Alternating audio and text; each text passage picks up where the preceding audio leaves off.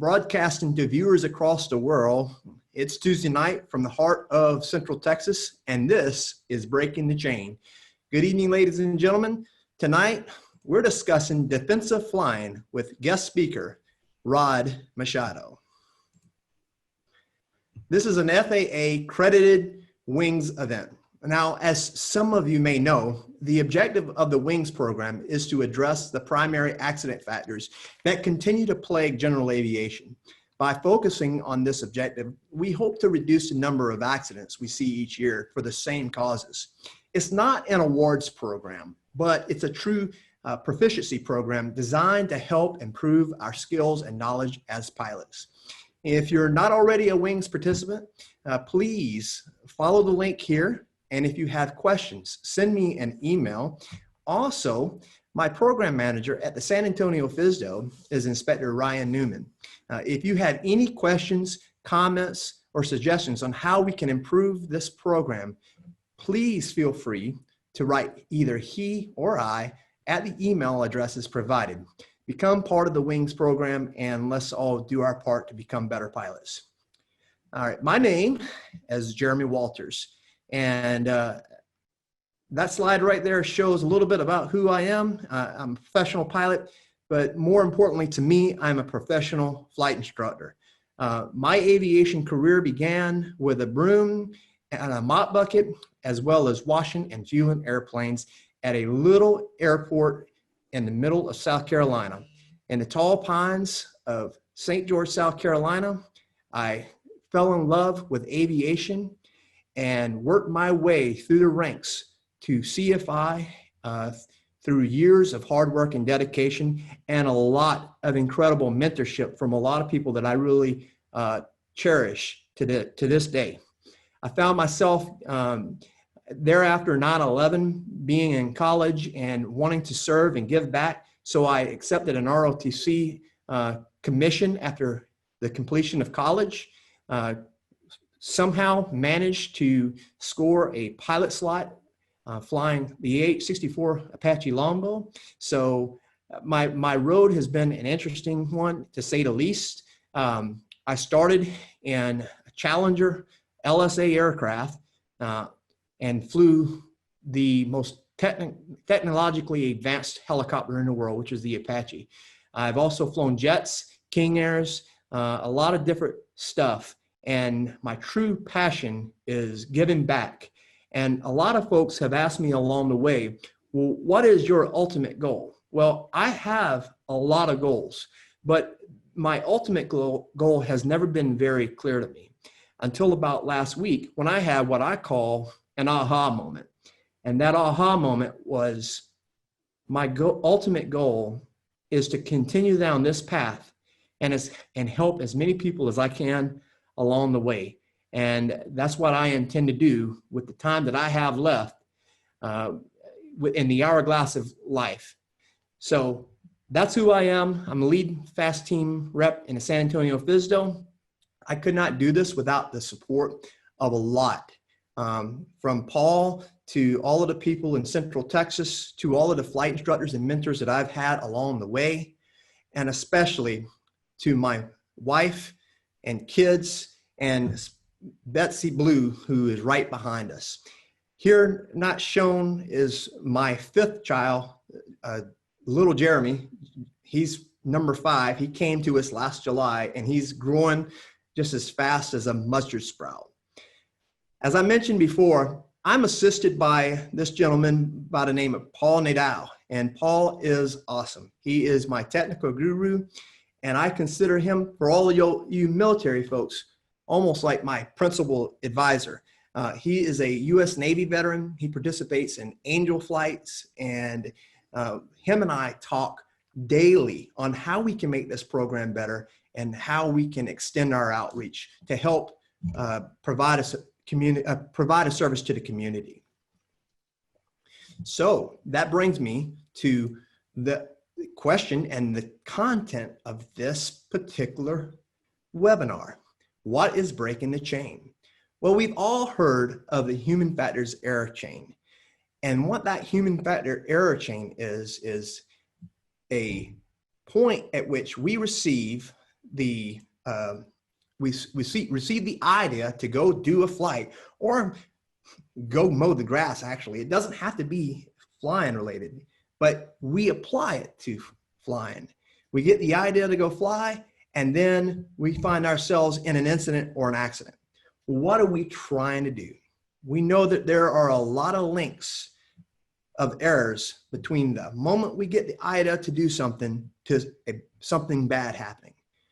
So if we can remove one of the links of the chain, which is our goal, we prevent the incident or accident from happening, and we make it to our destination like we want to. So with that being said, how do we break the chain?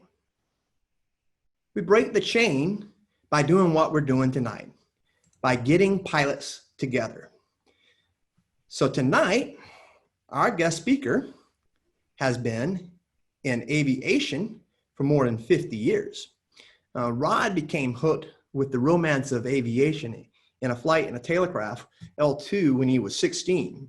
He's a teacher at heart, an airline transport pilot who would rather fly a 150 on a flyby than a Bonanza because it lasts longer, a dedicated flight instructor with over 10,000 hours of instruction given, a dedicated aviation author of 7 books, renowned aviation public speaker, the voice of Microsoft Flight Simulator, a columnist in AOPA and flying magazines, and an endless list of accolades for his contributions and dedications as an aviation educator. Tonight, it is my very distinct honor to present our guest speaker, Mr. Rod Machado. Rod, you have the flight controls. Thank you, Jeremy. Thank you so much. And thank you, Paul. I do appreciate that. And I used to work for AOPA as a columnist. I did that for about 20 years. And I no longer am a columnist for them. About 4 years ago, I decided to stop writing and work on my own business, which was neglected for so many years. And that's what I've been doing for the last 4 years, as well as flying and having a lot of fun. My wife and I, we had a Bonanza and a P210, and we sold those. And now we have a Cessna 150 Lando-Matic, which was, don't laugh if you were laughing, because that's originally what the Cessna 150 was called. It was called a Lando-Matic. I think that was until the lawyers actually thought about the title and realized, some people may take that seriously and expect the airplane to Lando-Matitize itself, which it doesn't. So it's a real pleasure to be here with both of you folks, and kudos to both of you, and Paul, and Jeremy, setting up a program like this, and spending your time, volunteering your time, and collecting, connecting, and conveying all the necessary knowledge to pull this off is an amazing thing to do. You were very smart, Jeremy. You got yourself one of the best IT guys in the business, so that's gold. And I would recommend raising Paul's salary, or if anything, lowering everybody else's salary so it looks like he's getting more. I think he would appreciate that. Well, I also have him on board for good looks too. Of course, absolutely, absolutely, and wise choice. So, again, and you made AOPA, by the way, as we just mentioned. Yes. Dan Namowitz gave you a wonderful write-up, and you should be very proud of that. So you're doing good work here, and I'm impressed, and that's why I wanted to join and contribute what little I can contribute here. So I'm very much looking forward to doing that tonight. So for the folks out there, it's a real pleasure to talk to you. And I know that my 2 friends here are from Texas, and my wife, by the way, is from Texas. And when I first met her, she kept using these funny phrases like "fixin' to." I don't know what that was fixing to. So she said, one time I said, are you getting ready to go out? And she said, I'm fixing to. And I said, well, why don't you fix another one? That way you could be fixing 3. And so that's when I knew that she was the one for me. Plus she flies. So she's an ex-air traffic controller, by the way, at Houston Center. And that's why you should listen to the conversation that occurs around our house. Hunter, you ready to go? She said, stand by, your number 1 for the callback. Going to get an ETA? She said, proceed to the penalty box, clearance on request. I mean, that's the way it goes all the time here. So, it's fun being at the Machado household. We have in or out of the airplane. So let's begin with tonight. First of all, tonight you're going to hear things that you do not normally hear for a webinar in this price range. Now, since nobody's paying anything for this and everybody's contributing, this is a good deal. And I hope it's a good deal because I'd like to share with you some of the things that I've learned over the years that I think are the essential qualities of what makes someone safe in an airplane. Look, if you're like me, and I know I am, take some time on that. It's I don't want to get hurt in an airplane. Flying is one of my fun things, and I want to have as much fun as I can when I fly, and I want to make sure I don't get hurt and I don't hurt other people while I'm doing it.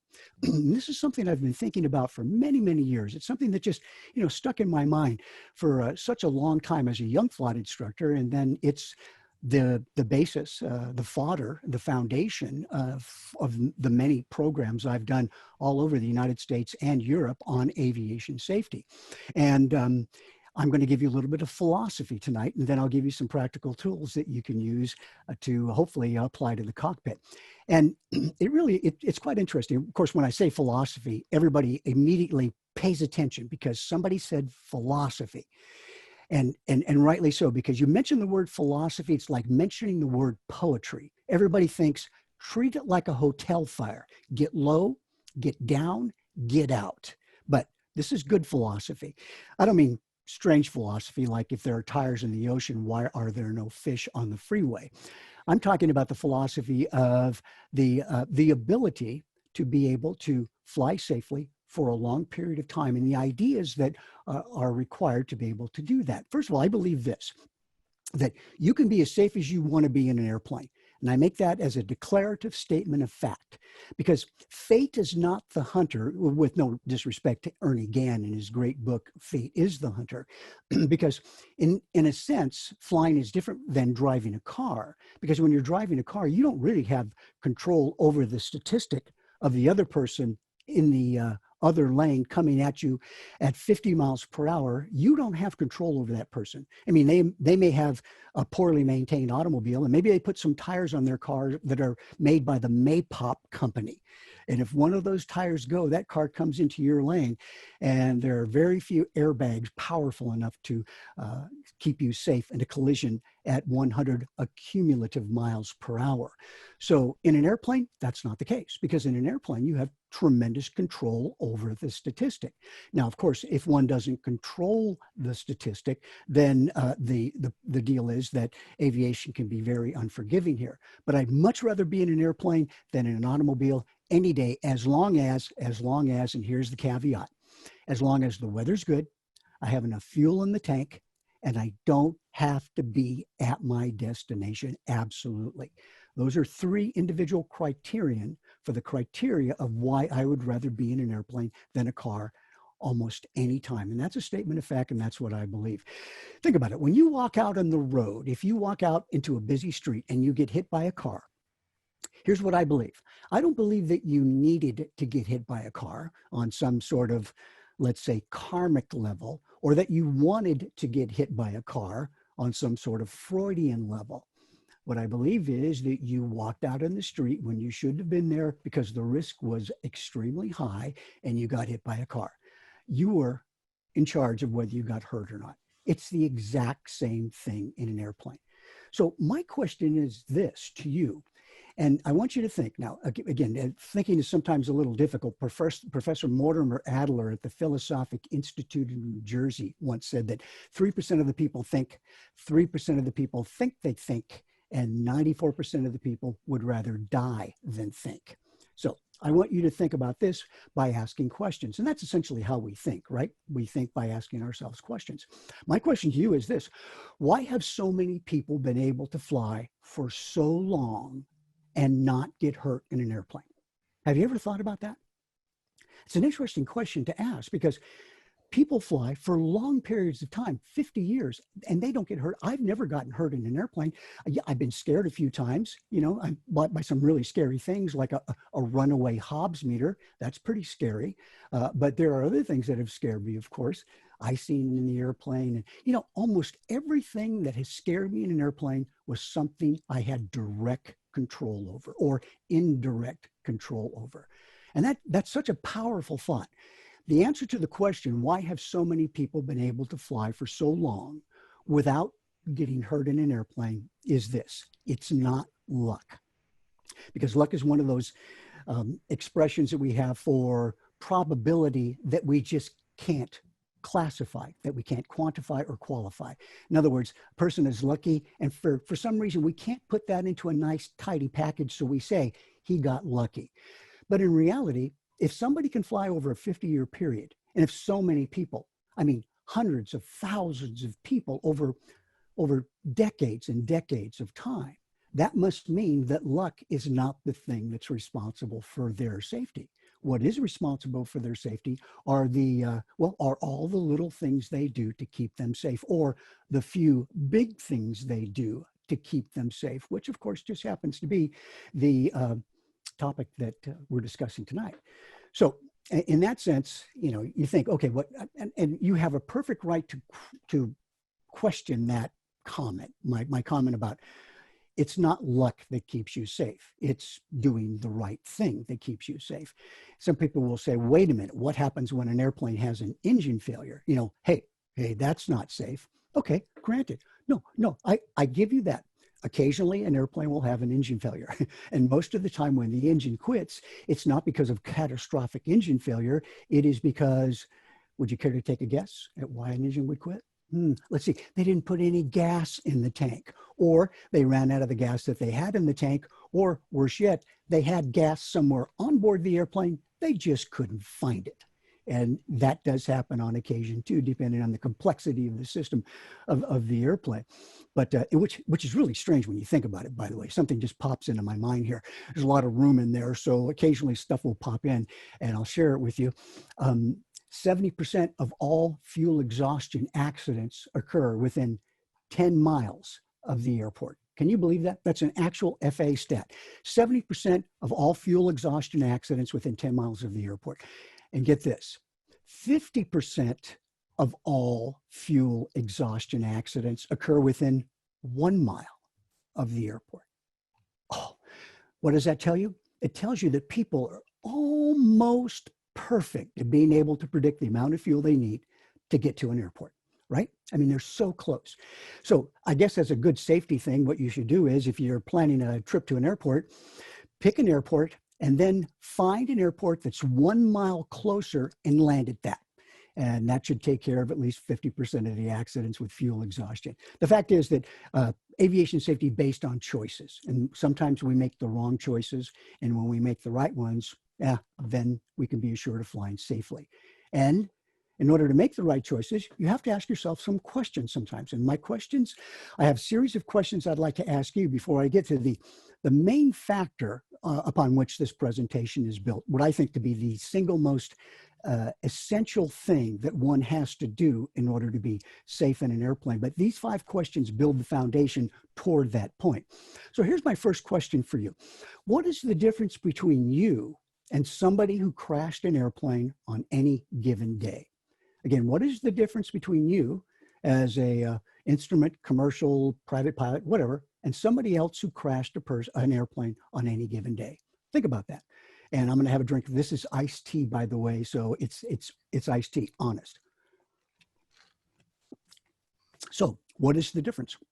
It's interesting because if I were to go to the home of the individual who crashed an airplane, and I were to look at his or her, typically it's a him, I look at his bookcase, like what you see back here. I'm going to, and I got to get these books back to the library tonight after the program, so they're all rentals. I would see the same books that you have on your shelf. I would see, perhaps Ernie Gann's book, books by Barry Schiff, books by Dan Namowitz. I would see books by all different authors about aviation safety and about the knowledge we need to fly safely. And it's interesting because there's no difference there. And then I'd probably find that this person took a biennial flight review and took a reasonable biennial flight review, not one that, you just pay a few dollars for, you walk in and you walk out. No, this person took an honest flight review. And I would look, and what we find is this. We find that they do the exact same thing that you do.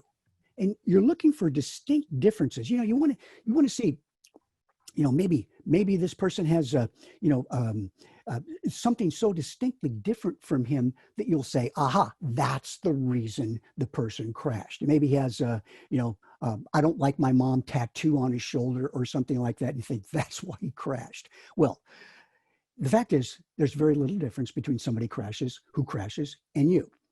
However, when you look at it from a forensic psychological level, you're able to discern the difference. And the difference is in this. All right, you ready?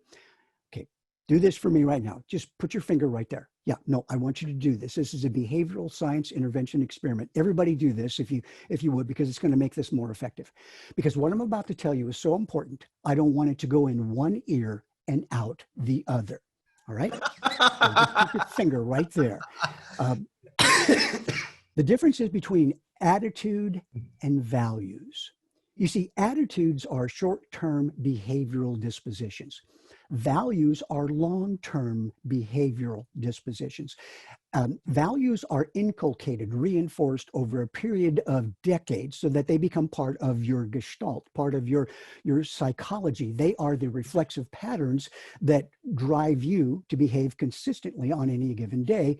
And values are defined as those things that mean the most to you. That's how you discern your values. However, attitudes are short-term behavioral dispositions. And this, if something doesn't shock you, then this should. Your attitudes are easily malleable. They're easily manipulated by outside sources, by transient memories, by other people's experiences. You can have a change in attitude instantly. And I'll give you an example. I remember this distinctly from junior high school. In 8th grade, I walked up to Barbara Ilario on the dance floor. The music was the Righteous Brothers song called I Lost That Loving Feeling. And all of a sudden, I did something that was so uncharacteristic for me. I asked the head cheerleader at our school to dance. I was inspired. I did something that I didn't calculate the risk. I just had a change in attitude. A change in attitude because of an influence from an outside source. My personality, my values didn't change, but my attitude changed, compelled some behavior that wasn't the right behavior for me. And I walked up and I said, would you like to dance? Now, unbeknown to me, her boyfriend was standing right next to her off to the side. I didn't know he was her boyfriend. And all of a sudden, he got very angry with me. And they were playing I Lost That Loving Feeling. After he got angry with me, I was thinking a more appropriate song would be I Got That Broken Nose Feeling.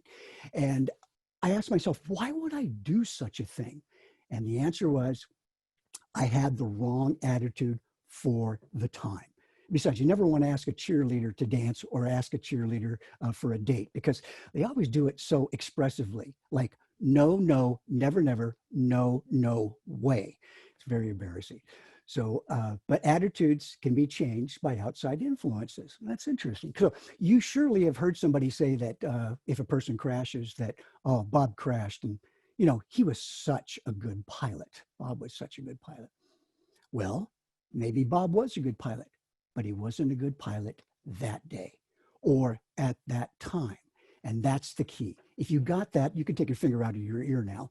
If you got that, then you understand that you can be a great pilot, but unless one is cognizant, unless one is always self-reflecting on what attitude one has at any given time, you may have the wrong attitude for the wrong time and end up like Bob, who crashed an airplane. And no reference to any Bob out there. Well, maybe that guy right there, but no reference to anybody that is in the audience. The fact is that attitudes can do that, and that's what makes it so scary. So realize your behavior can change, and the way that you keep or that you monitor that behavior is you ask yourself self-reflective questions. And that self-reflective question may be, for example, and these are the questions that I run over in my mind as part of trying to maintain a higher awareness in a condition that requires a higher awareness. For example, if I'm in an airplane, I may have the attitude where I'm thinking about something other than what I need to be thinking about at the time. Maybe I'm thinking about what I'm going to do when I get home, what I'm going to have for dinner, or what I'm going to cook for dinner. Which I like to cook as long as I get my fire permit from the fire department. I will gladly go ahead and cook most anything. I'll try it anyway. And I'll ask myself questions like, well, where am I going? How do I get there? What do I do next? Where am I going? How do I get there? What do I do next? These are the questions that help constrain my focus and force me to have the right attitude for the right time. If I'm making an instrument approach, I'll ask myself how low, how long, which way. Once I intercept the localizer and that needle comes sweeping through the omni head and bangs up against the side of the glass, and I manage to drag that needle back and finally get it centered, and it's not that bad. No, it's not that bad. Although I have to admit, the only needle I could keep successfully centered as a student was the amp meter needle. That was pretty effective for me, except when the strobe was on. Then I just had a heck of a time. But the fact is, I'll ask myself how low, how long, which way when I'm making an instrument approach. So I'll know I'm focusing so I don't lose focus on what's necessary at the time. Where am I going? How do I get there? What do I do next? How low, how long, which way? If I change anything in the cockpit, such as a frequency, a waypoint input, I'll do this. See it, I'll see it, I'll say it, 123.4, and then I'll check it. I'll go back and check it again. I need that error checking mechanism, and that's what we call reflective consciousness. And you get that by asking yourself questions. Powerful thing. Okay, second question for you is this. Where will you make the most important decisions you'll ever make in an airplane? Where? Think about that. Apparently you didn't hear the question. Some people still have their finger in both ears. So the answer is this. The most important decisions you'll ever make in an airplane have already been made, and they were made on the ground. Now that is pretty powerful stuff when you think about it, because where will you make the most important decisions you'll ever make in an airplane? And the answer is on the ground, not in the air. And now for the question, focus on this. This is the question. Why is it that the most important decisions have to be made on the ground and can't be made in the air? I'll give you a few seconds to think about that. I want you to know, this is iced tea. Honest. I know it looks like a cosmopolitan, but my wife makes me wonderful red iced tea. So that's the fact. So where, in this case, where will you make the most important decisions? On the ground. Why? Because the most important decisions you'll ever make require, justify, say it. Even though I can't hear you folks out there, say it. Say it. Justification. That's exactly correct. The most important decisions you'll ever make in an airplane require justification. And folks, in the airplane, you don't have time to justify making the most important decisions you're ever going to make. It just doesn't work like that, because the cockpit is a place for reflex, not reflection. So think about that. I get all excited about these questions because I know how important they are in helping us focus and develop the right attitude for flying. And so you think, okay, the most important decisions I'm ever going to ever make are going to be made on the ground because they require justification. Wait a minute. What kind of decision are you talking about? Okay, I'll give you one. Let's say you're flying a Cessna 150 Landomatic, and you don't have very good instrumentation in it because it's a rental. And no, not because many rentals with very good instrumentation. Your Cessna 150, for example, has the latest in Gosport tube technology and wing warping technology. So you're in great shape here. However, you don't have instruments necessary for IFR flight, nor are you instrument current, or let's just say you don't have an instrument rating. And I'm sorry to say that the instrument rating that comes from Microsoft Flight Simulator, yeah, the FAA doesn't quite recognize that. So that doesn't count. And let's say all of a sudden you're surrounded by clouds and they're surrounding you. Clouds have been following you on your cross country for the last hour.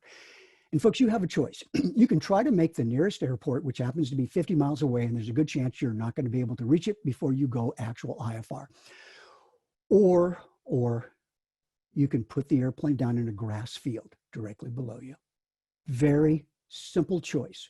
Proceed on and probably get consumed by a fog bank or a cloud bank or cumulus cloud, or land the airplane in a grass field. What would you do? The fact is that in order to put the airplane on the grass, there's a lot of, actually a rather complex heuristic we have to go through inside our psyche. In other words, a plot and planning scheme, a series of questions we have to ask ourselves, because what we're going to do is going to be something that we're going to have to explain to the FAA when they show up on a clear day. So if you haven't justified that decision beforehand, it's unlikely you're going to be able to justify that in the air with any type of aplomb or calmness about you. And as a result, you might make the wrong decision. Folks, this is a no-brainer. Unfortunately, for some people, it really is a no-brainer, and they'll continue to fly along because they don't have a good explanation, or they haven't rationalized how they would explain that to the FAA. And my response to you is, you put the airplane on the grass, as I would do, because in this situation, you can't fly it safely. Then you take your GPS, take a reading, you get up to the top of the tallest hill or tower, and you call the person that rented you that airplane with your cell phone, and you say, hello, Bob? Yes. Hey, this is Rod. You rented the airplane for me on the cross-country flight? Yes. Let me tell you where to find it. And you go ahead and you read your GPS coordinates to them, because now you are on the ground, you are safe. And remember this, airplanes are only made of metal. They can be repaired. You can't easily repair a human body. So an analog to that question is this: the most important decisions you'll ever make are made on the ground and made before flight. Here's another question. How big of an animal are you willing to hit before you turn your car into oncoming traffic? Have you ever thought about that?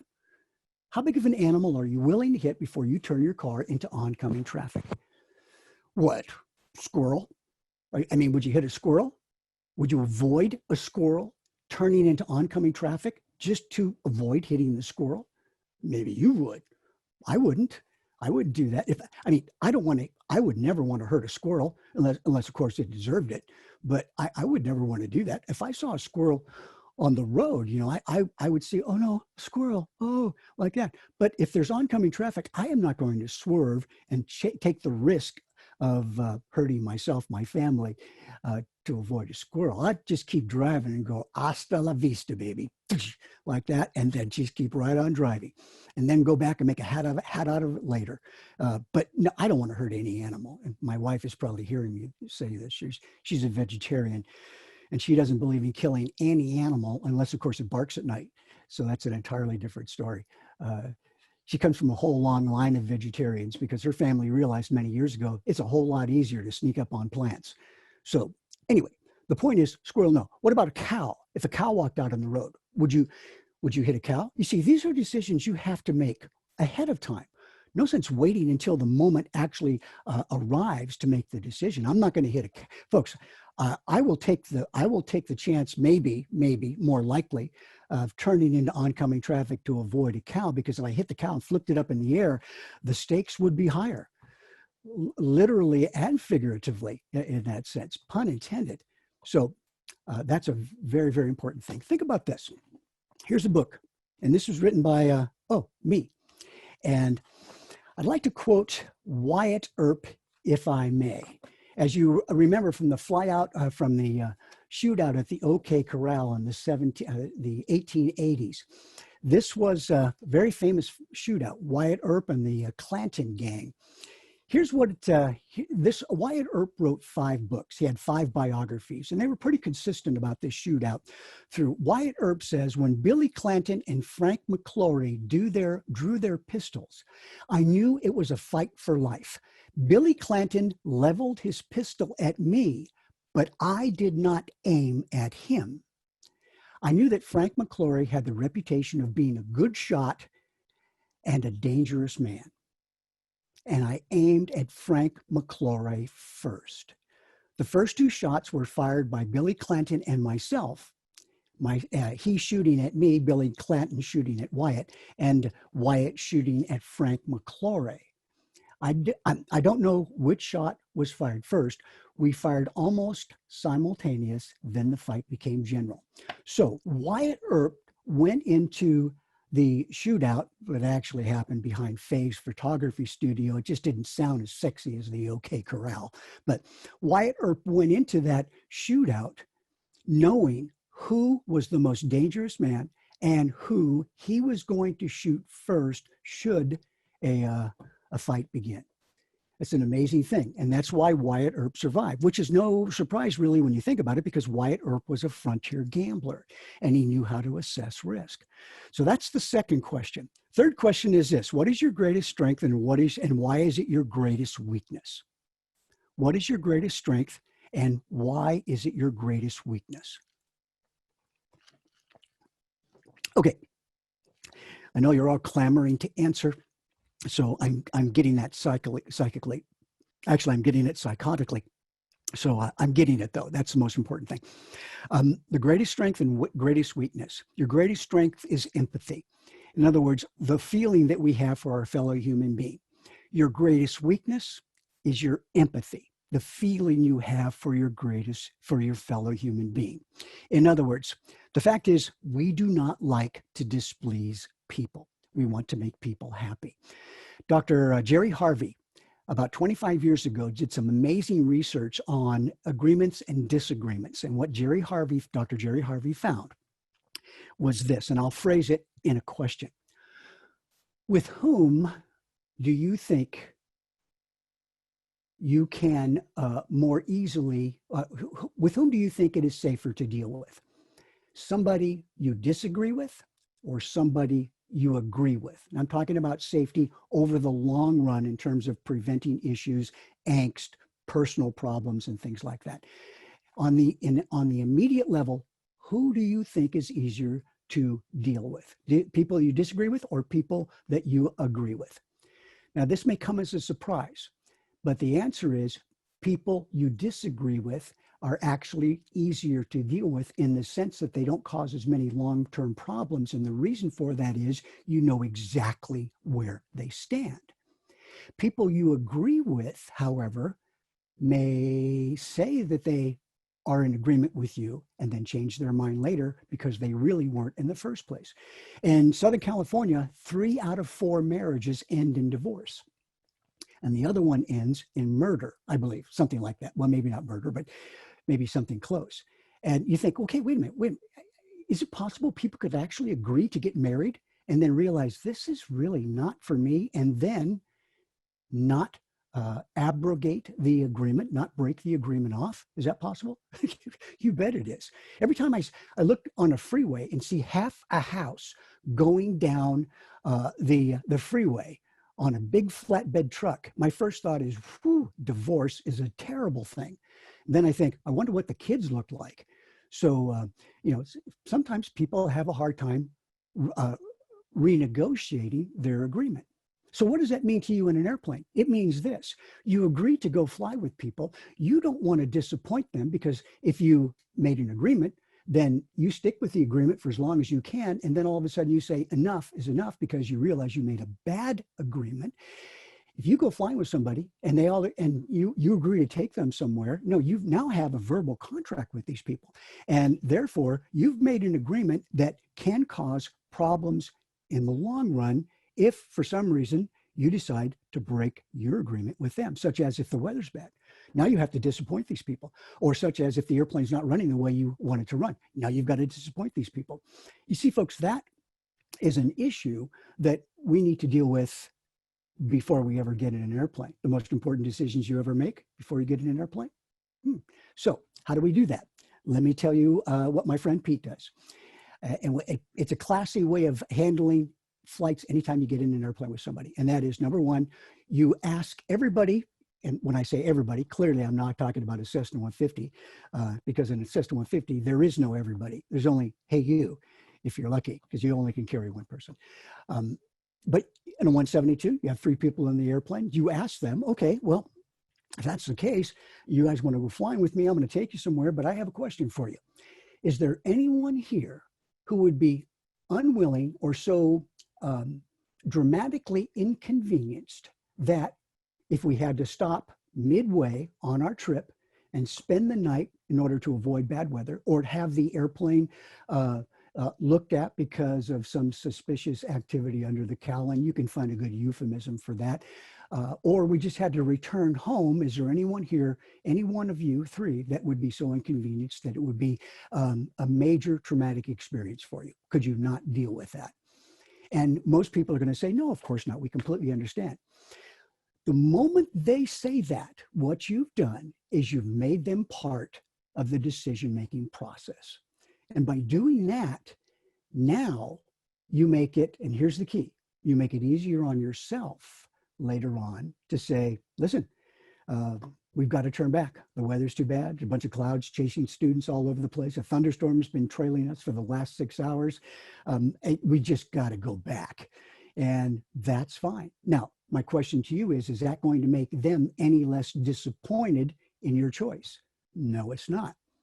It's just going to make it easier for you to make the right choice because you've made them part of the decision-making process.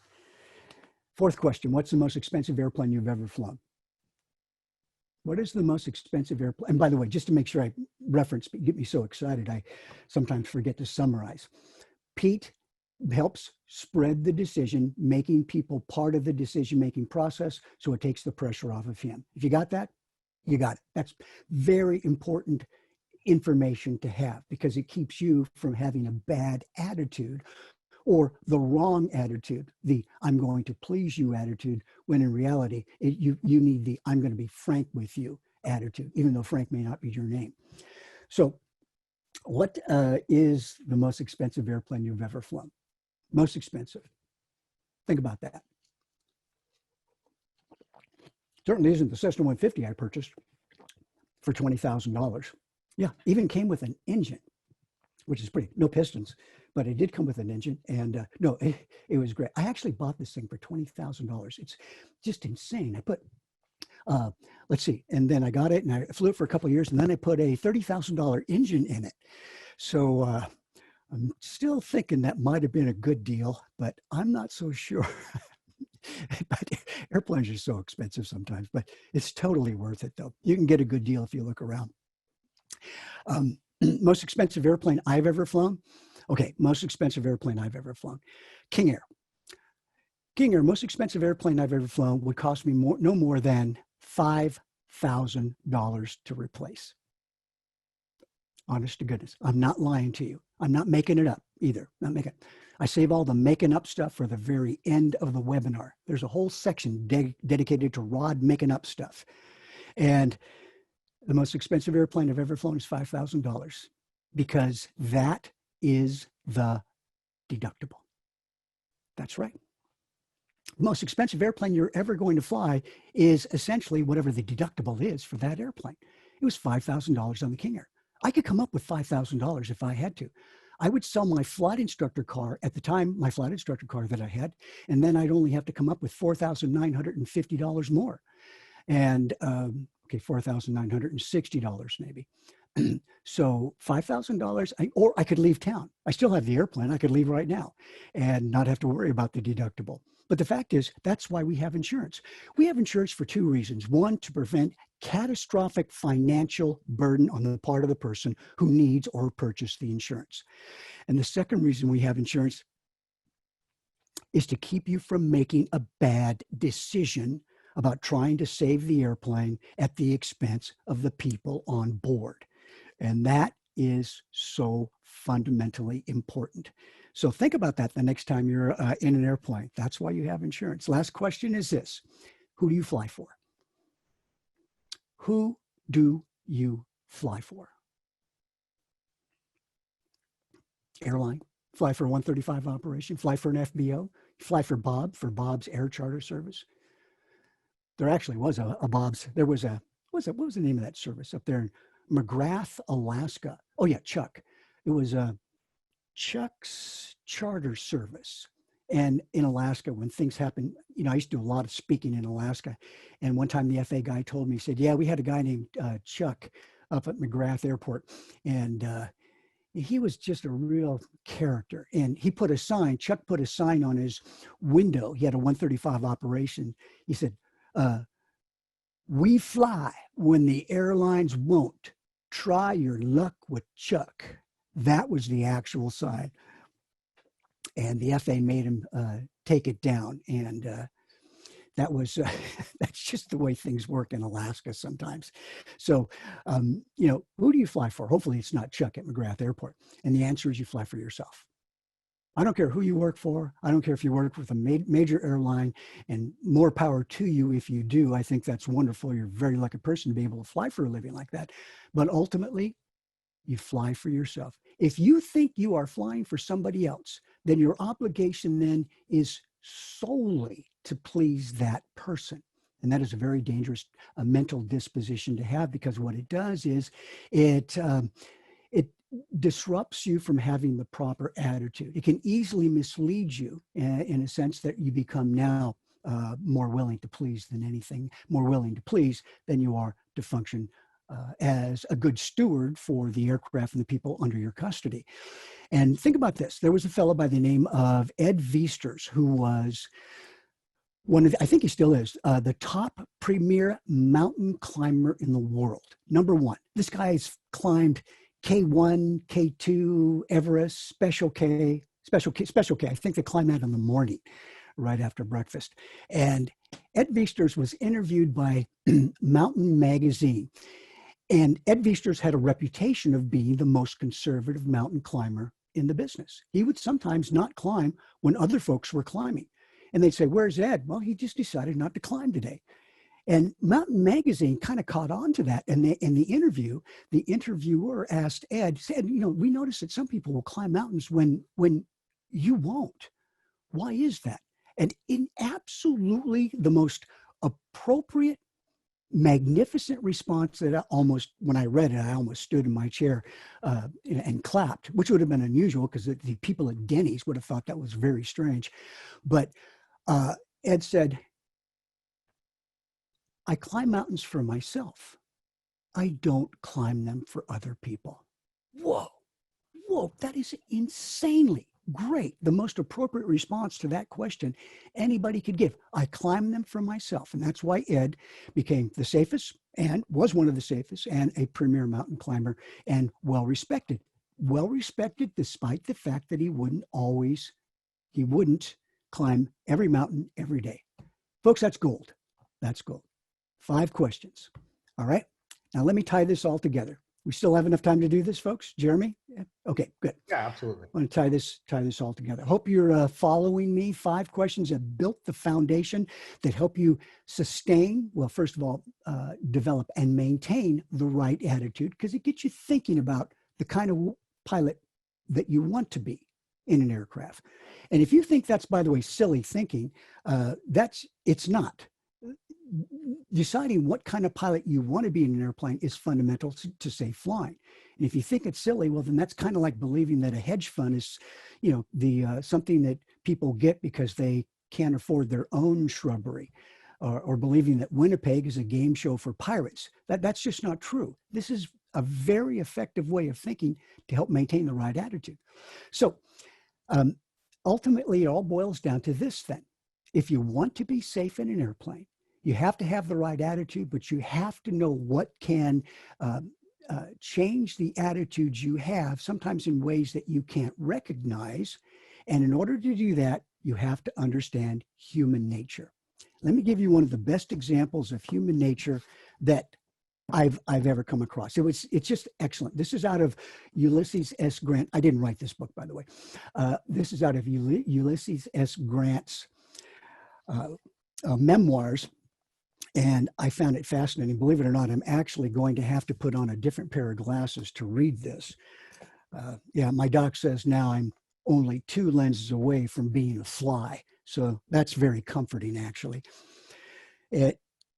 Ulysses S. Grant was a lieutenant during the Mexican War, but he never actually was in charge of everything. He was just a subcomponent, and a very effective one, by the way, during the Mexican War. U.S.-Mexican War. And during the Civil War, when he got his first command actually, this would have been his second command as a colonel, when they brought him back, Lincoln realized that, they were going to give him another chance to demonstrate his chops. He was going after Colonel Thomas Harris, who was with the South, of course.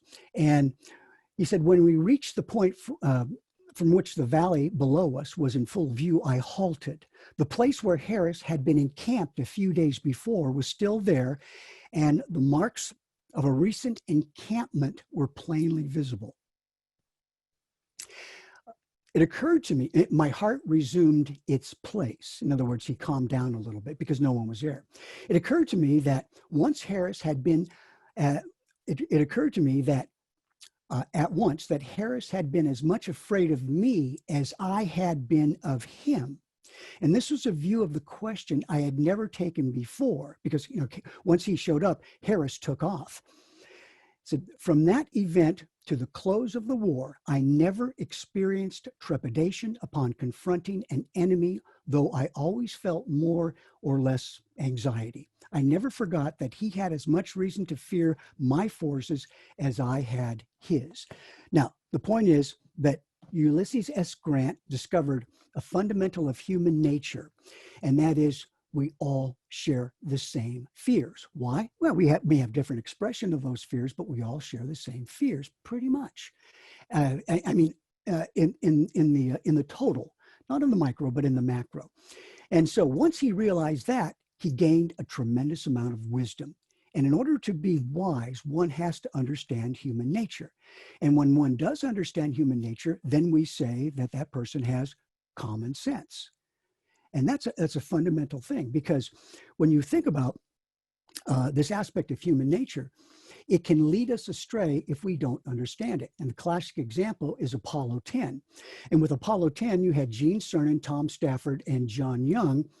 And the Apollo 10 mission was to, if you remember back in 1969 May, was to descend out of orbit in Snoopy, from the command module, go down to 47,000 feet, make a couple of circles around the moon, take some pictures, a couple selfies, and then shoot back up into space. And the amazing thing was that that's exactly what the crew members did. Gene Cernan and Stafford went down, they made a couple circles, and they went back up. Why did they do that? Because the head of mission control, the head of NASA at the time, Thomas Paine, only gave them enough gas to go down, make a couple of circles, and go back up. They didn't give them enough gas to land. Why did Thomas Paine not give them enough gas to land? Because he knew that human nature might compel them to do something that they would not ordinarily do. We're talking about some of the most highly trained individuals, some of the most disciplined and highly regarded individuals in the U.S. military, and Thomas Paine didn't trust them. He didn't trust, it's not that he didn't trust them, he didn't trust their human nature. Only a certain amount of fuel. So what does that mean to you? And by the way, I mean, if they had enough gas, would they have landed? Well, think about it. If they did land, maybe they went down, did a touch and go on the moon, or a couple of touch and goes, or a full stop, had the option with a big crater. They could actually stop, get out, all around for a while, then go back up. Who is going to spank the first man that landed on the moon? Nobody. Nobody. This guy's going to be a hero. So Thomas Paine was very, very wise. And that's why he basically only gave him enough gas for 2 circles around the planet.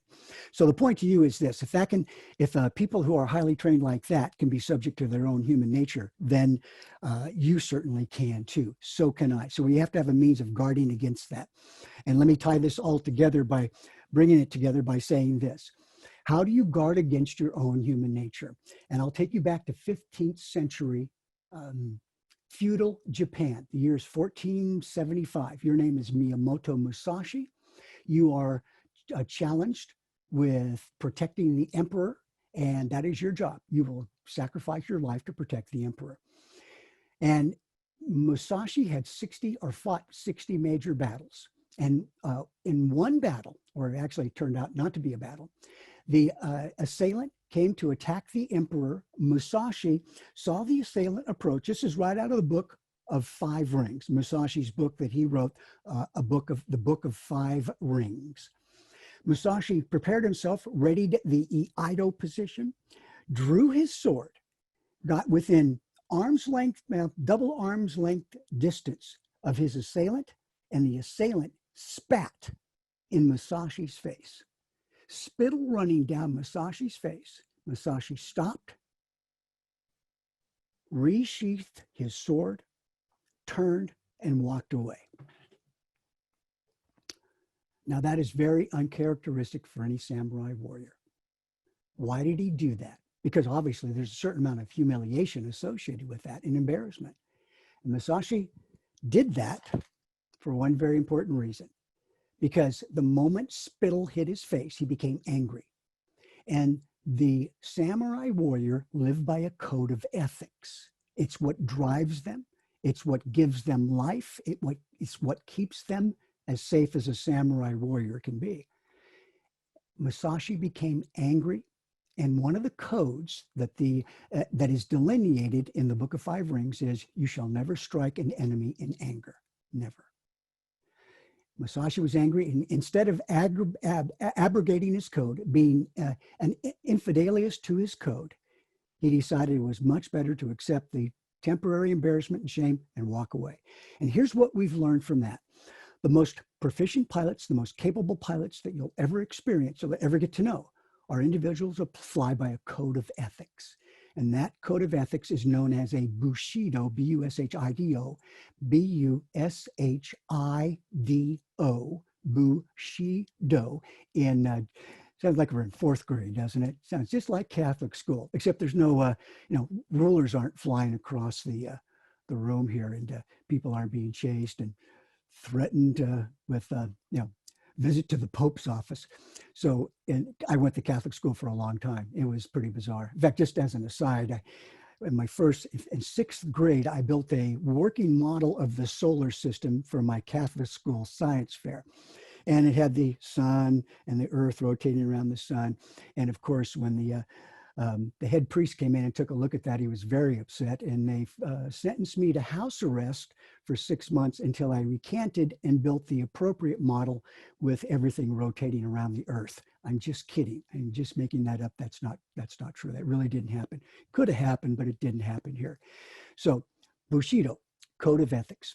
And there are about 100 individual items in this Bushido for the samurai warrior. And my point to you is this: pilots develop their own code of ethics. Typically, they come from association with other individuals. But the ones that have the most meaning come from the experience of, I will never, ever, ever do that again. And I know you've had that experience. I've had that experience. Anybody who's been out of the pattern has had that experience. And those are very valuable experiences, folks, because if something made you say, I will never, ever do that again. Like, for example, landing low on fuel, having to declare a low fuel alert or minimum fuel, as we call it. My gosh, that is a bad thing that happened to you, but it's gold in one sense, because now that has the emotional impact to become part of your delineated Bushido, the things you will and will not do. And this is what gives you power. What gives you power is, once you have a Bushido of things you will and will not do, you, wait for it. This is the best part. You will now you are now more likely to behave in a more logical, responsible manner, and you don't have to explain it to anybody. The only person you have to explain it to is yourself. In other words, you only have to adhere to the Bushido to know you're doing the right thing, because of the experience you've had that supported that Bushido. Like, oh, I'll never let that happen to me again. That's your thing. You don't have to explain it. You can just say, I'm not going to fly today, and I don't have to explain why. But if you want to, of course, socially gracious that you are, you can. But an explanation is not necessary. Ultimately, it boils down to this: you don't have to explain. You follow your Bushido, because it's a matter of honor to follow your Bushido, your personal code of ethics. So let me leave you with this one last point in conclusion of my program here, and that is this: if you are conducting yourself in a safe and efficient manner, you are controlling the forces that can alter your attitude in a way that is not favorable, not conducive to safety, knowing that your attitudes are temporary behavioral dispositions. And you know that you're not that much different from somebody who crashed an airplane on any given day. You read the NTSB reports just like this person, which, by the way, is kind of strange. I don't know why. Reading NTSB reports to learn how to fly safely, that's kind of like reading the obituaries for health tips, but people do it. So whatever. And you know where you'll make the most important decisions on the ground and not in the air because they require justification. You know your greatest strength is your willingness to please other people, but it's also your greatest weakness. So you do what Pete does, and that is you get other people to participate in the decision. The most expensive airplane you'll ever fly is no more than $5,000, and you fly for yourself. You can keep those things in mind and realize that anything you do in an airplane, it's a matter of you're doing it because you're following a Bushido that you have forged out of experiences of sometimes emotional trauma, scared yourself, scared your wheel pants off, so to speak. You know it's the right thing to do, and you're doing it because it's a matter of honor. And here's the last phrase. In the movie Rob Roy, probably one of the best quips ever mentioned in a movie came from Liam Neeson, who played Rob Roy. And Liam Neeson said this: honor is something no man can give you. It's something no man can take away. Honor is man's gift to himself. Honor is something no man can give you. It's something no man can take away. Honor is man's gift to himself. And therefore, when you fly according to your Bushido. Nobody else has to give you praise for that. You do it because of your own internal reward mechanism. You know it's a matter of honor. That's my story. And before I go back to my two friends here, Paul and Jeremy, I say this. I do have a code that you can go to and use on my website. It's 30 off, 30O, capital O, capital F, capital F, at rodmachado.com or becomeapilot.com, either one of those. Rod Machado, Machado.com, or becomeapilot.com. And you get 30% off of any of the digital products that are available, or the audiobooks or the ebooks that are available on my site. And I would recommend this one. I mean, this is a book called Plane Talk and the Mental Art of Flying an Airplane. 100 chapters of information on, well, basically psychology and practical utilities you can use in the airplane to keep you safe, and also a few fun articles too. Paul, Jeremy, that takes care of it for me. I think we're ready for some questions now. Sounds good. Thank you, Rod. Right. Really appreciate it. I really appreciate it. I just wanted to start off and say that no squirrels were harmed in the making of this webinar. Nice. Yeah, referring back to running over squirrel comment there. There are some pretty good questions in here. Is your code of ethics another name for personal minimums? Is that what you're referring to? They're certainly synonymous. I just couched it in a slightly different way, but if you want to think of them as being synonymous terms, that's fine with me. They accomplish the same thing. So in personal minimums, that idea is actually a brilliant idea. I love it. That's fantastic. Next question. I've heard of pilots start to become safe the first time they say no. What was your first no experience, and how hard was it to say no? And how do you teach your students who just can't seem to say no? Yeah, well, by way of a short story, Richard Bem at Stanford University did research on role modeling many, many years ago, back in the 1970s. Here's what Richard Bem, B-E-M, says. He said, the single strongest force that affects our beliefs and values is role modeling. Excuse me. We are more likely to be influenced, our behavior to be influenced by those from whom or of whom we role model. Now think about that. I mean, think about when you were a kid and you saw the Lone Ranger jump from a rock onto a horse, you went, oh my God, that's fantastic. And so you went out on your porch and jumped on your Schwinn bicycle. Same thing. It just hurt a lot more. And you sang soprano in a boys' choir for the next 2 weeks after that. But you get the point. So how do I do that with my students? I simply give them an opportunity to see me say no. There's just no more effective way to do that. And on occasion, we may elect to start off on a flight where I know I can accomplish something else other than a cross-country flight or head in a certain direction. And I'll say, nah, that's just not appropriate. It's a little too bumpy. Visibility is not appropriate. Maybe there's a TFR there, a stadium or a stadium TFR, a stadium TFR that's fogged in, whatever. You know, see something there, and then I'll say I'll go back the other way. Or I may say that's an airplane component that needs to be replaced. We're not going to fly this airplane today. I'll let them see me do that. It's powerful, powerful stuff in terms of long-term behavioral influence. One way. There's several other ways, but that's just one way. Gotcha. Oh, and by the way, the answer to the question, what was my experience that allowed me to say no? I had quite a few of them, but I'll tell you, when I remember being 30 years old, sitting on runway 25 at Long Beach Airport, and I'm flying out to the desert to do filming for Aileron magazine. It was one of the original video magazines before it's a predecessor to ABC's Wide World of Flying. And I had to be out there, and it was 0-0. It was about a quarter-mile visibility. I mean, I could make my way out the taxi. I got out to the run-up area, and I thought to myself, what am I doing? This is insane. I had one of those existential epiphanies. And I realized I am risking my life in a Cessna 172. If this engine quit in 0-0 conditions, I'm going down. I'm turning my airplane into a lawn dart. That's what I'm doing. I have no control over where it's going, essentially because I don't know where to go. So I taxied back and said, guys, can't make it. And then I've had many. I had many before that, but that's just one that sticks in my mind. That's way too risky.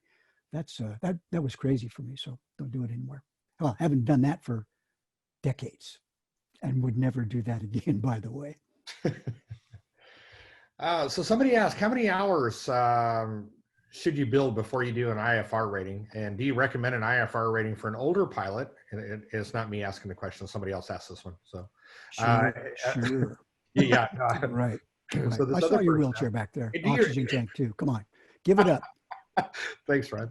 And do you recommend an IFR rating for an older pilot that's flying just for fun? Take some time, catch your breath on this one, Paul, and get out that cannula. You'll be fine. No, I'm just kidding, Paul. Sometimes I can't help myself. This is why I got slapped so many times in Catholic school. Right. My sister, Sugar Ray Jiu-Jitsu. By the way, I saw her on the Interfaith Kung Fu trials a while back. She took down a priest with a drop spin kick. Boy, powerful stuff. Anyway, enough playing around here. The answer to your question on an IFR rating is, after you're done, after you obtain your private pilot license, if you want to start working on your IFR rating, there's absolutely nothing wrong with that. And it's perfectly fine. What I like about that is it keeps you engaged in training. Yeah, it's true that you learn a different type of flying, looking inside rather than outside. But that's still very valuable, and I'd recommend. There are more pros than there are cons about that, so definitely do that. My preference would be to perhaps fly 50 hours of cross-country flying. In fact, if you want to know the single most important thing you can do after you get a private license to build your confidence, take a cross-country flight. Take a 200-mile cross-country flight. Take a 300, 400-mile cross-country flight. Go from some place where you have to cross the mountains into different terrain.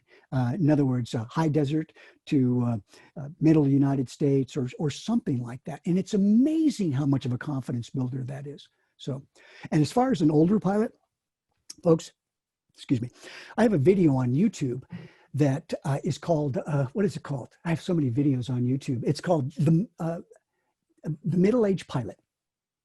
And it talks about the research done on people that get older and still want to fly. And I'll tell you, unless you're suffering from some sort of physical-based illness, some sort of dementia or some horrifying, terrible thing like that, which, you know, that's typically not the case, then you can still fly. And you know how you fly safely? You do exactly what Clint Eastwood said in the movie The Outlaw Josie Wales. Oh, no, that's where he said, nothing like a good piece of hickory. That's right. That's where he hit those guys with that. In one of Clint, he said, a man's got to know his own limitations. Maybe that was The Outlaw Josie Wales. I don't know. And once you know your own limitations, then you say, yeah, I can do that. And I'll fly like this. And maybe I won't do this. And maybe I'll do this type of training. There's not a reason in the world you should give up flying if you can find a way to do some flying in a very safe manner, even if it's only in the traffic pattern in your Piper Cub, and you don't feel good going across country flights and doing all those other things, then or flying instruments. why not just fly around the pattern in your Cub and enjoy yourself and have a great time? That's still flying. So my opinion. Good question, by the way. Rod, this question comes directly from me, and I'm pretty sure I already know what the answer is going to be because I know what mine is to myself, but to you as a flight instructor, when did you really feel that you learned how to fly an aircraft? That's to be honest with you. I think after I got my private license, I felt like I was pretty confident, except I didn't know what I didn't know. That's the problem. So, you know, this is not just a statement of humility. You know what I do when I get in an airplane with somebody? Of course you don't. You haven't been there, and I don't have the video cameras running all the time. What I do is this: I say, listen, if you see I'm doing anything wrong, or you see there's anything I can do to improve what I'm doing, I said, feel free to mention it. You know, I just like learning different things from people. You have no idea the crazy things I've learned from people, good things, powerful things, all because I was willing to put my ego aside and just learn. Now, I'm not saying if somebody says, hey, you know, I asked for straight and level flight, and you asked me which one of those do you want first, and that's not right. Right. Well, in that case, I may feel embarrassed. Okay, great, and then I got to work on that. And I'll say, okay, well, he's telling me the right thing, and yeah, no, this is right. If I lie to myself, then I can't be truthful with anybody. So I said, no, that's right. No, I don't want to. Sometimes you just have to say, yeah, the person made a good observation. Now, that doesn't happen all the time. I mean, it happens on occasion, rare occasion, but occasionally it will happen. Somebody with a lot of experience in a certain airplane that I don't have much experience in. So I just learn. That's what I do. And I put aside my ego. So in that sense, I'm learning all the time. But I would say this, though. The first time I took an aerobatic lesson, everything changed. Because as soon as you take an aerobatic lesson, you realize, take a couple lessons, you realize that you can predict exactly what an airplane's going to do. And it's the inability to predict what the airplane is going to do that causes people fear and frustration.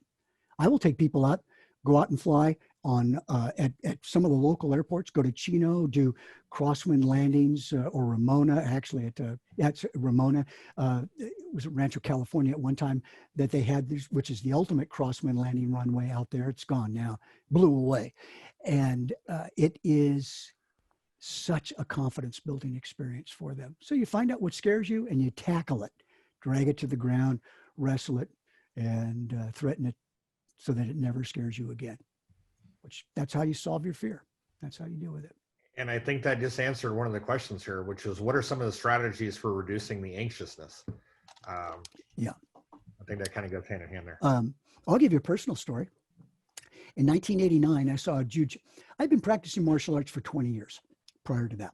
Actually, more like 18. Started in 1975, I think. And I saw a video titled Gracie Jiu-Jitsu in Action. And it showed these Brazilian jiu-jitsu guys that would take these trained martial artists down. And they take them down in an instant. No stand-up martial artist could beat them. They take them down to the ground and get them to play their game. In other words, the jiu-jitsu game. So at first I thought, well, everything I ever learned about martial arts is gone, thrown out the window. What a total waste. The exercise was good, and learned how to make a lot of great sounds like hiya, which is Japanese for the word ouch. And because martial arts taught me how to break bones. Mostly they were my bones. But anyway, so I saw this, and for a couple of days I was pretty depressed, and I thought, wait a minute, hold on. So, I'm not following my own, I'm not using what I know. So I thought, I got to take lessons from these guys. So I went down and signed up for lessons with Rickson Gracie, probably the single most competent, capable master in Brazilian Jiu-Jitsu that came out of Brazil. And I spent 5 years with him doing training, all because of one thing, all because I was afraid to be taken to the ground and if I ever had to defend myself. It scared the heck out of me because I did not like being on the ground. And now I would rather be on the ground than any other place in the world, except in an airplane, of course. If we're talking about airplanes, I'd rather be in the air. So that's how I feel about it. You have to tackle the thing that scares you. However, there is something called systematic desensitization. It's a psychological term meaning that if something really scares you, you have to tackle it incrementally. You decide what baby steps you need, and you move closer and closer and closer, incrementally to completing or engaging in the behavior that actually does scare you, with a sympathetic flight instructor, by the way, an empathetic flight instructor. That's very, very important. And they're around. The most important thing you can do, by the way, is find a good flight instructor. As the old Chinese saying goes, it's better to spend 3 years looking for a good flight instructor than to spend 3 minutes with a bad one. And that sounds so much more authentic in the original Mandarin in which it was issued. I don't speak Mandarin, though. Every time I try, I get takeout. So I probably rubbed a couple countries the wrong way so far. I don't want to get you guys in trouble. Anyway, go ahead. Next question. So what is your definition of a professional pilot? Let's see. A person that has a code of ethics based on safety and follows those code of ethics and strives to know his own human nature. That would be my definition of a professional pilot. And that can be somebody who is a student pilot, or somebody with, like, Neil Armstrong was, with like 1,000 billion hours of flying time. Wouldn't you like to see his logbook, by the way? Can you imagine on just before in July, you see touch and goes, cross country, moon. Yeah. Touch and goes on moon, return, cross country, touch and goes. That had to be an amazing logbook to see. But anyway, next question. Sorry, guys. I'm just entertaining myself, which is what I always do when I don't have a camera to talk to. No, that's totally fine. That's totally fine. So somebody wanted to know in here a personal question. Are you ready for it? Ready. Where did you start your aviation career? The airport, FBO, flight school? Yes, I started, and I'm proud to say this. Amelia Reed gave me my first job in aviation at Reed Hillview Airport in 1970. And Amelia it was one of the best experiences you could ever have. First of all, you didn't need a security clearance and a badge to get onto the airport, and then sign up with the TSA for 5 years and sent off to some foreign legion area for training. You could walk onto an airport, and I sat on her doorstep for, honest to goodness, for 3 weeks. I'd go back every day and say, "Do you have a job for me? Do you have a job for me?" And she got classic. To a fault here, she said, "Okay, I'll give you a job. Just stop asking me for a job." And she was the greatest lady, just amazing lady. And that's where I got my start. And I rented flight instructors, airplanes for $9 an hour, and flight instructors $6 an hour. And the flight instructors, airplanes were rented wet, and the flight instructor was already wet when I got it because he had been sweating from the other student before me. I just wetted him up, though, made him sweat more. So it was great fun. I learned in a warbird, so to speak, which is what the L2 was. Go ahead. Next question. All right, one of our instructors that are dialed in tonight asks, what would be your advice to a newly minted CFI who has yet to sign or send his student off for a practical test or solo? Yeah, that's a great question, by the way. And my advice would be, there are only 2 ways to get smart. Read a lot of books and ask a lot of questions. Only 2 ways. Read a lot of books, ask a lot of questions. And when I say read a lot of books, start with this one. Dale Carnegie's book, How to Win Friends and Influence People. I know that sounds strange. Dale Carnegie, that doesn't sound like an aviation book to me. I don't remember him being an AOPA pilot. Well, he's not. Dale Carnegie's book, How to Win Friends and Influence People, is one of the single most valuable books that any young person can purchase, because what it does is it tells you all the things you need to know about human nature of other individuals that will help you connect with them. And it doesn't just say this is a function of human nature. It just says things like rule number 65, always speak in terms of another person's interest. What a concept. Because you start doing that, and all of a sudden, as a young person, you may not have a lot to bring to the table. But then suddenly, older people start to think, that kid's, he likes to know what I know. He wants to help me. He's a nice kid. I think I'm going to help him out somehow. I think I'm going to keep my eyes open and help him get a flying job, maybe, because he's such a nice guy and I want to do something for him. You have to be able to bring something to the table. So the next thing is, like I say, read a lot of books, ask a lot of questions. And I would recommend anything Barry Schiff has written, grab it, read it.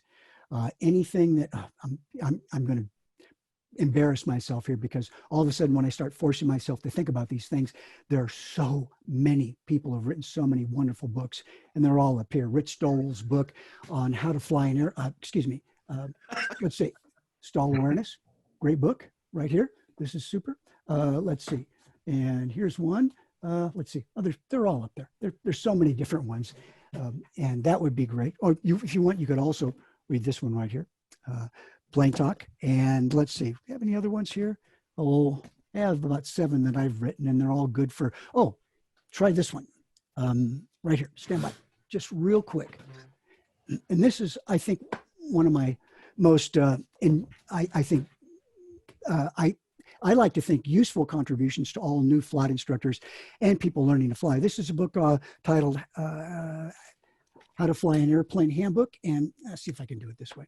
Never tried to do this with a camera here, but it's all about the different maneuvers, highly, very visual, and it's extremely detailed. It's all based on stick and rudder flying skills. All the things I learned from a World War II driven flight school. All the instructors, many of the instructors, not all, were World War II pilots. And if you didn't know how to fly stick and rudder as a World War II pilot, you weren't going to fly very long safely. You wouldn't last but a couple sorties in enemy territory. So I was so very fortunate to learn that. And that's what I have in that book. Remember, 30 OFF, 30 capital OFF, 30% off on any of the digital ebooks, audiobooks, and e-learning courses. And by the way, they all go into my wife's favorite charity, Neiman Marcus. There you go. So yeah, that's it. Dr. Neiman Marcus over there, and Nordstrom's another favorite charity of hers. So go ahead. Sorry. My wife's going to unplug my computer in a few minutes. All right. There's a couple more questions here before we let you get all those books back to the library before the library closes. That's true. So the night prior to leaving on a long cross country, I always get a little bit anxious no matter how much I prepared. Is that a good thing? There's 2 types of anxiety. There's emotional anxiety and there's intellectual anxiety. Emotional anxiety, excuse me, I should take up coffee and I'm smoking, I already have the cough. Excuse me. Intellectual anxiety and emotional anxiety. Emotional anxiety, excuse me, I apologize. Emotional anxiety is that type of fear that is based on things that naturally scare us, such as loud noises, falling, heights, or in my case, I have a fear of making loud noises while I'm falling. That's stalling an airplane when you don't expect to stall an airplane, those kind of things. Intellectual anxiety is not the stuff that can immobilize you, but it is the anxiety that actually helps you prepare better for what you're doing. So as long as you feel comfortable in the airplane, that's another way of saying as long as you can predict what the airplane will do, such as you can predict what a side slip will do in terms of getting you down on the runway. You can predict that if you got into a stall and then spun the airplane, if you press the opposite rudder, opposite the direction of rotation, you will stop the rotation as long as the nose is, in this case, and recover from the onset of a spin, as long as you decrease the angle of attack. There's nothing in an airplane that's going to hurt you like that that's not predictable. Then you won't have emotional anxiety. You'll have intellectual anxiety. And in that case, on my website, I have a blog article called Pilot Demons. Pilot Demons, P-I-L-O-T-D-E-M-O-N-S. And it talks about how to, in essence, be comfortable with that intellectual anxiety that actually is more of an ally than it is a hindrance. So yes, the answer to your question is yes. And if I may add, when it comes to flying cross country, if you'd like to fly it in a more safe manner, let's say fly it with training wheels or training wings, so to speak, when you go on a cross country flight, don't just head right for the airport you want to go to if it's 150 miles away. You can fly it tactically. You can fly from one airport to the next airport, fly over it. Now, just fly over those airports, knowing, and I know this sounds strange, but some people have actually done this simply to reduce the intellectual anxiety, hopefully not emotional anxiety, that they have on their first cross-country flight. Anything goes wrong, you land right there. Even if you don't know what the airport is, what the name of it is, you just land right there. And walk up to the guy at the gas pump and say, how do you pronounce the name of this place? And he'll say, Corona. Or he'll say, you're lost, aren't you? In which case, just give it up and confess, because at least that's one way to do it. And then after a couple of times like that, and you say, yeah, I can see the airport over there. I'm just heading directly to it, to my destination airport. But when your question starts off with what state is this, you know you're lost. Sorry. What state is it? When your question starts off with what state are we in, that you know you're lost. Yeah, exactly. Or why is that ocean there? Yeah, that would be a great one. Or why are those airplanes that don't look anything like me flying next to me at high angles of attack with guns on them? I wonder what that means. So yeah, scary stuff. Jeremy, your question, go ahead. Well, Rod, we're getting close to the time we advertised to you. Time for one last question, and we can go longer if you want, but the one question I would like to ask you is, can you talk to us about an experience where you scared yourself and what you did with the information that you learned from that experience and how you applied it to the future?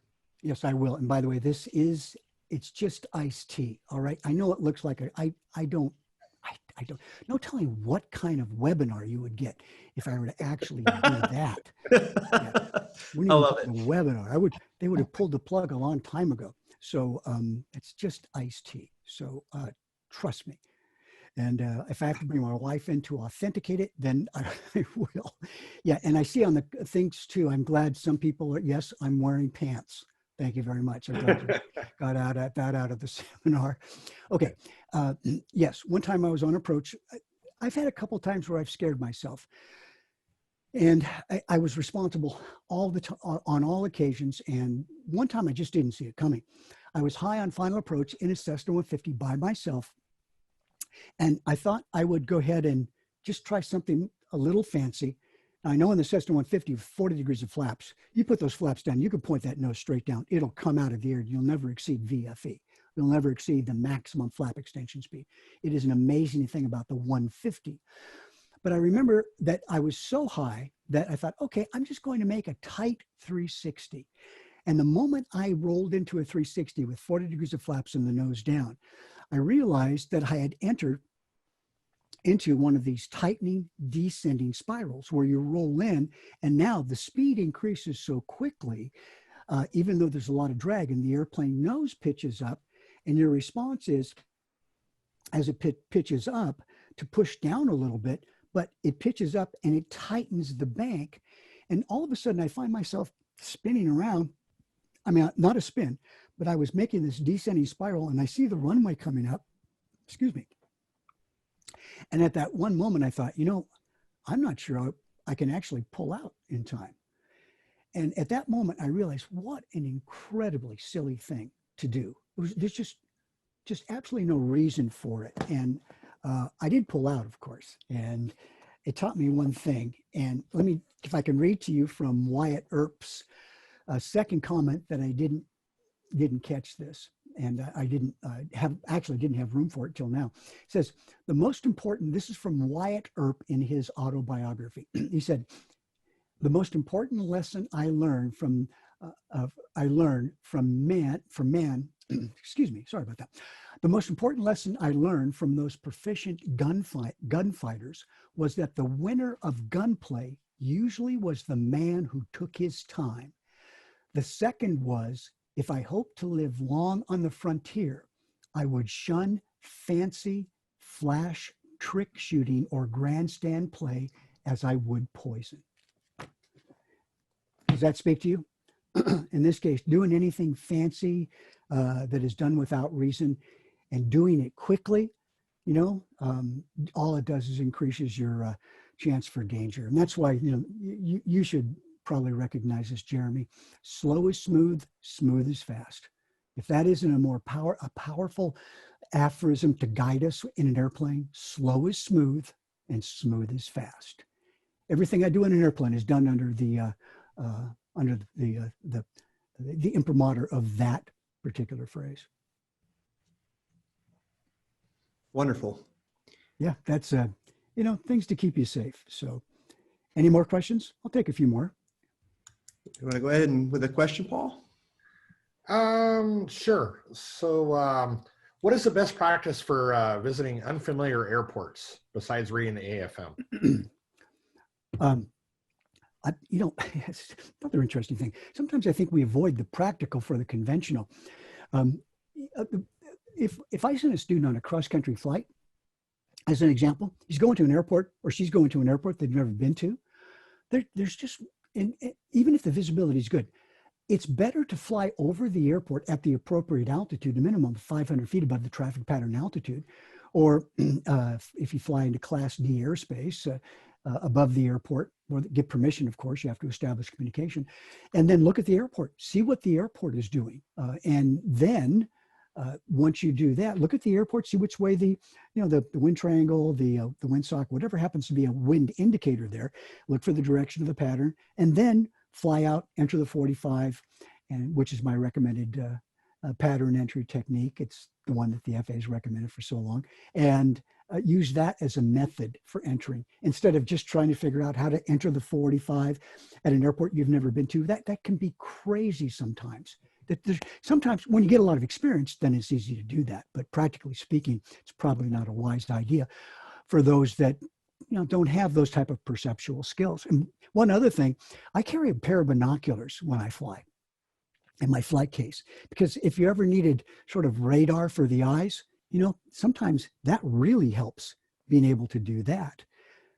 And one more thing, if you're having trouble finding an airport, make a little hole like this, close this other eye, and do this. Do that, just like that. And what this does is it cuts out all the surrounding, the peripheral distracting information. And you can just look like this and, there it is right there. It's where all those airplanes are. Or if you want to do it in stereo, you can actually do that. Passengers don't like that, but that is actually a very good technique. That's an old World War II technique. Just, there's so many amazing little things that you can do to keep yourself safe and make it easier for you when you fly. Rod, what's the most interesting experience you've had as an instructor with a student? Oh, soloing a student. Now I'll make this my last question. I'm probably keeping you guys longer here than I need to. Soloing a student is always a fascinating experience for me. When you say interesting, they're all interesting, and I do have some rather strange experiences as a flight instructor that I've talked about on many different lectures and programs. But